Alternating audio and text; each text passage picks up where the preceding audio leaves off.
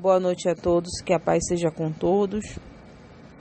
Estamos mais uma vez aqui no canal falando de Jesus e hoje eu trago uma palavra que está no livro de Lucas, no capítulo de número 13, do primeiro versículo até o de número 5. A palavra de Deus diz assim: Naquela ocasião, alguns dos que estavam presentes contaram a Jesus que Pilatos misturava o sangue de alguns galileus com os sacrifícios deles.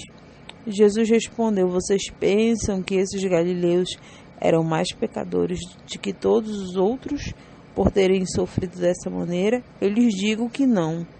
Mas se não se arrependerem, todos vocês também perecerão.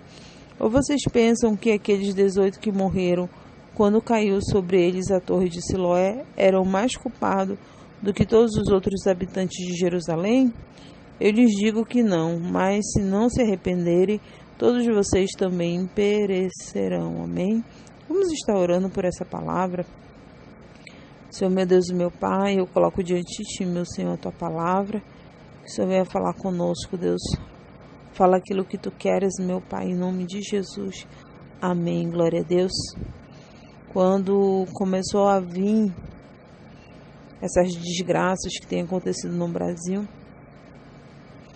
eu comecei a assistir muitos vídeos, né? E eu vi muitas pessoas postando a respeito da cidade, que era uma cidade que carregava maldição, era uma cidade idólatra. Na verdade, eu não fui pesquisar muito sobre ela. E alguns falavam sobre o castigo que viria, né? E eu orando, o Senhor me trouxe essa palavra ao coração. E o Senhor falava comigo, né? A respeito dos que morreram, né? Daqueles que foram arrebatados. E nós sabemos que muitos do que morreram não conheciam a Cristo, né? Muitos eram incrédulos.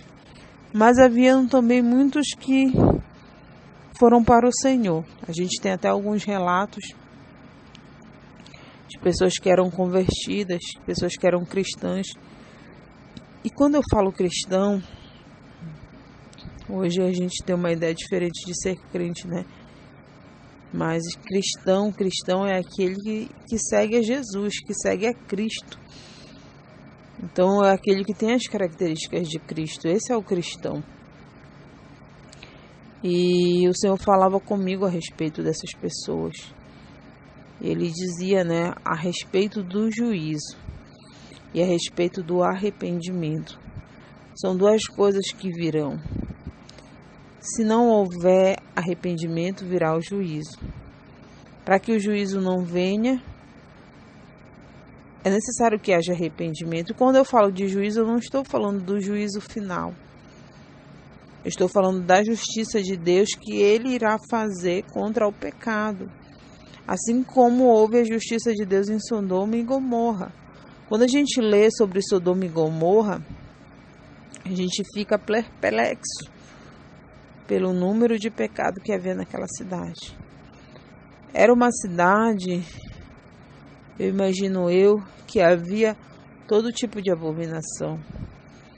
Tanto com a questão espiritual, questão de feitiçaria, idolatria, quanto com as questões sexuais, questão de pornografia, questão de pedofilia, questão de homossexualismo. É o que a gente vê ali, orgias. A gente entende porque você vê quando os anjos chegaram na casa de Ló, aqueles cidadãos chegaram a um ponto de enlouquecer e querer destruir aquela casa para poder se satisfazer com aqueles dois estrangeiros que estavam lá. Então, para que ele chegasse a esse ponto, a depravação, a imundície do homem estava num nível tão grande que eles não conseguiam se conter. Então o juízo de Deus veio sobre aquela cidade. E o juízo de Deus ele tem vindo sobre muitos lugares onde o pecado tem reinado. E quando o Senhor me levou nessa palavra, Ele falava comigo a respeito do arrependimento, principalmente da sua igreja. A igreja de Cristo, ela tem, infelizmente, se corrompido. A igreja de Cristo, ela tem se misturado com as coisas mundanas. E hoje você vê dentro da igreja escândalos atrás de escândalos. Você vê líderes que não estão mais satisfeitos com as mulheres, mulheres que não estão mais satisfeitas com seu marido, então se tornou um troca-troca. E uma vez eu perguntava ao Senhor, eu disse: Senhor, se uma pessoa não é feliz no casamento, ela pode se separar? E o Senhor falava comigo: sabe por que ela não é feliz? Porque ela busca o prazer. Ela busca satisfazer os desejos dela. E ela olha para o outro, ela não vê mais isso. Ela quer alimentar a carne. É por isso que ela não está satisfeita com o casamento dela. Porque se ela se preocupasse em alimentar o espírito, pouco importava com que ela estava casada. Importava é que ela estivesse cheia de Deus. Então as demais coisas, elas não iam mais afligir aquela pessoa. Então há um vazio de Deus dentro das igrejas. E o homem, ele tem buscado se encher das coisas do mundo, se encher da vaidade desse mundo. E há muitos que pregam, contra maquiagem, contra joias, mas tem mais vaidade do que quem usa essas coisas, quer ter o melhor carro, melhor casa, quer ter a esposa mais bonita e esquece de buscar a riqueza que vai nos levar para a glória. Amém? Então o Senhor me falava que nós, que não estávamos lá naquele acidente, que não estávamos lá quando aquela represa desmoronou, estávamos na nossa casa, em nosso trabalho, estávamos descansando, muitos estavam dormindo. Não somos melhores do que essas pessoas, porque se não houver arrependimento em nós, certamente um dia o mesmo juízo que veio sobre elas virá sobre nós. Ainda que você não creia, se você continuar no pecado, se você continuar vivendo a vida de qualquer jeito, principalmente aqueles que conhecem a palavra de Deus, o juízo de Deus, ele virá sobre você. Porque só há um que nos aproxima de Deus. Isso se chama arrependimento. Quando eu lanço fora o pecado, quando eu lanço fora a mentira, quando eu lanço fora as imundícies que antes elas viviam em mim, aí sim eu começo a me aproximar de Deus. Porque quando a pessoa vive com essas práticas, o peso delas impede que você caminhe na direção de Deus. E, infelizmente, há muitos que têm voltado a pegar e a carregar aquela bagagem antiga que um dia o Senhor tomou para si. Porque quando Jesus estava lá na cruz, Ele tomou para si os nossos pecados. Ele tomou para si as nossas abominações, E nós nos tornamos livres. Uma liberdade que não tem nada a ver com libertinagem. Uma liberdade que nos aproxima de Deus. Uma liberdade que não nos prende em nada que é material, mas nos prende no que é espiritual. Amém? Então essa palavra ela nos faz refletir e entender que não é porque a aflição não chegou no meu lar, não é porque a aflição não chegou na minha cidade, não chegou no meu trabalho, que eu estou bem com Deus. O que me faz estar bem com Deus é eu ter uma vida de arrependimento. Mas por que uma vida de arrependimento? Porque todos os dias a gente tem falhas. Todos os dias a gente pisa na bola, né? Mas a cada dia eu entendo que quando você busca se arrepender, você busca caminhar com Deus. A cada dia a tua fé é aumentada, a cada dia a tua sabedoria é aumentada, né?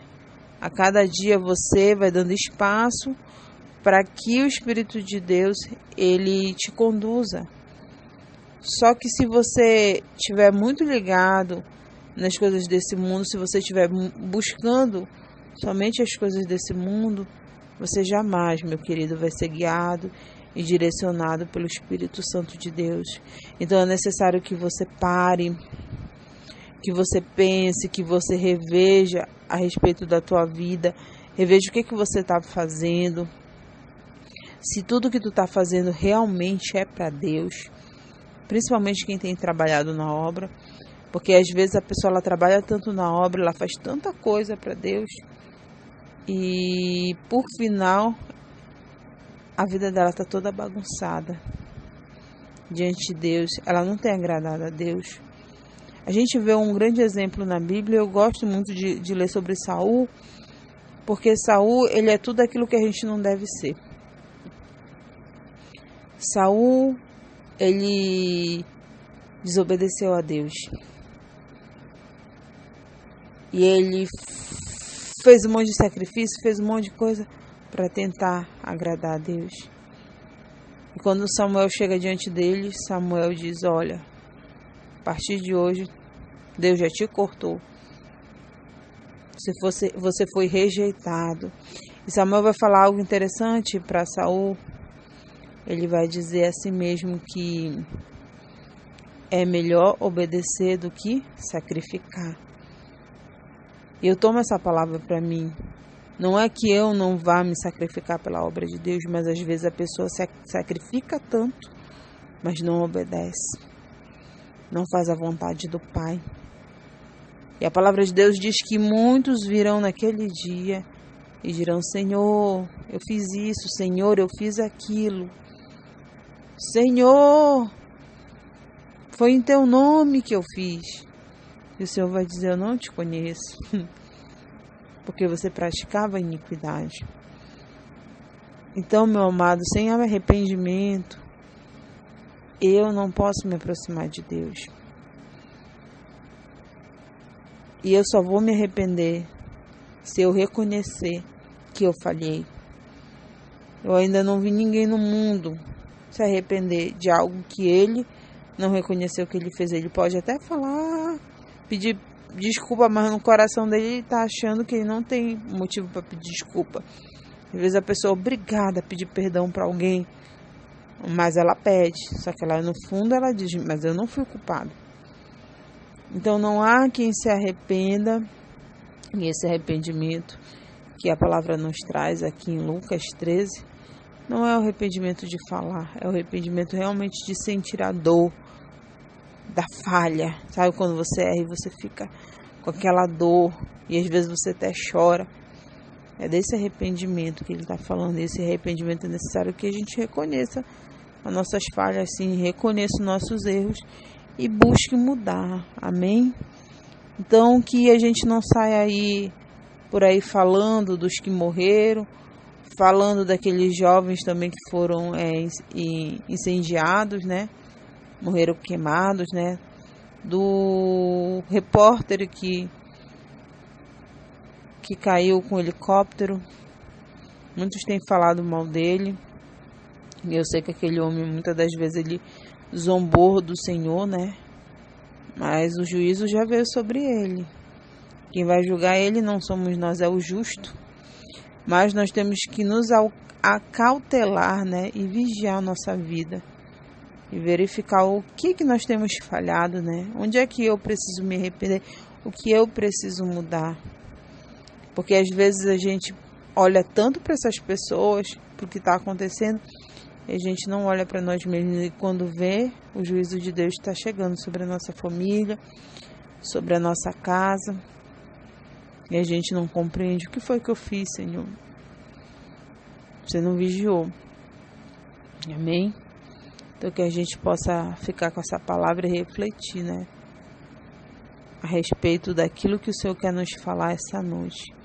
Amém.